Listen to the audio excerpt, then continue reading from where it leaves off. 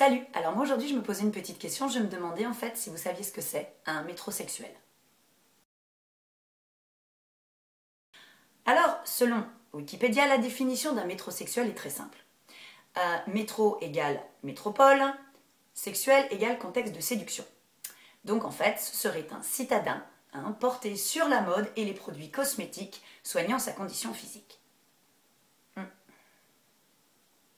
Alors moi par contre j'ai une autre définition pour le métrosexuel. À mes yeux, le métrosexuel est un hybride. Un hybride mi-mec, mi-princesse. Alors afin que tu comprennes bien de quoi je parle, je vais t'énumérer les signes distinctifs du métrosexuel.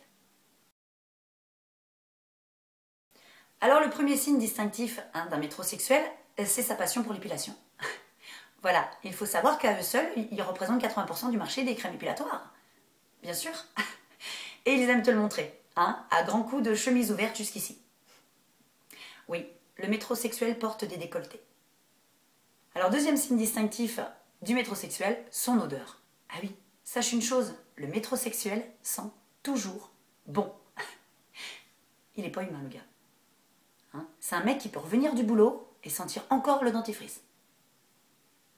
S'il te plaît, tu fais comment Il sue pas, il sue jamais non plus. Non, c'est un gars qui peut faire du sport et transpirer du patchouli. Respect. Alors, autre signe distinctif du métrosexuel, sa petite barbe. Oui, souvent il porte une petite barbe de 3 jours. Oui, ce sont les seuls poils qui s'autorisent. Attention. Mais par contre, c'est pas une barbe normale. Tu vois, c'est pas une barbe qui... Non. Non. Non, le métrosexuel, lui, il ne se rase pas la barbe. Non. Il se l'épile.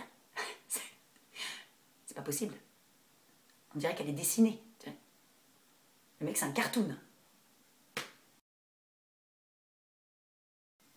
Alors si tu vas chez un métrosexuel, tu remarqueras que son intérieur est, comme lui, aseptisé. Même le tapis est bien coiffé. C'est hallucinant. C'est un appart témoin. Généralement, le métrosexuel a un dressing. Ouais. Et il a plus de fringues que toi. Et il met encore plus de temps à choisir ce qu'il va mettre que toi. Bizarre. Alors s'il y a bien une pièce chez le métrosexuel qui va te faire comprendre à qui tu as affaire, c'est la salle de bain. C'est pas une salle de bain. Non. C'est une succursale de Parashop. Auquel cas tu serais venu chez lui, tu aurais oublié un truc, c'est pas grave. Oh merde! J'ai oublié ma crème de jour. C'est pas grave, serre-toi, j'en ai 12. Moi j'en connais un qui s'extasie sur du bain moussant. Et qui est tout content quand il reçoit des petits échantillons. Tu sais. Y'a que moi qui trouve ça bizarre ou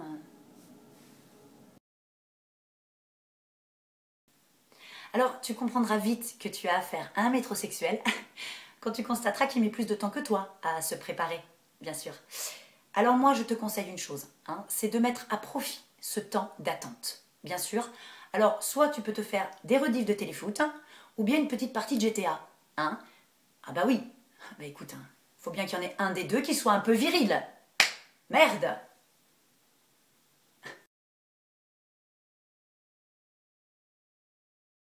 Le pire, chez un métrosexuel, c'est qu'en fait, il ne rôde pas, il ne pète pas, et il fait à peine caca. Voilà.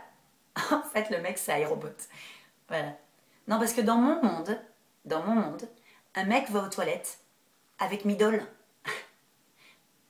Et le gars, quand il sort des toilettes, tu l'avais presque oublié, tellement il y est resté longtemps. Tu vois? Il te fait flipper, tu vois. Oh putain, t'étais là. Non, le métrosexuel, lui, il va aux toilettes, il y passe 2 secondes, et il n'y a pas d'odeur.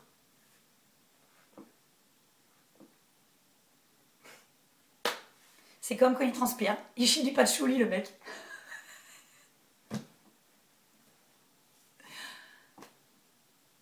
Mais t'es qui, quoi?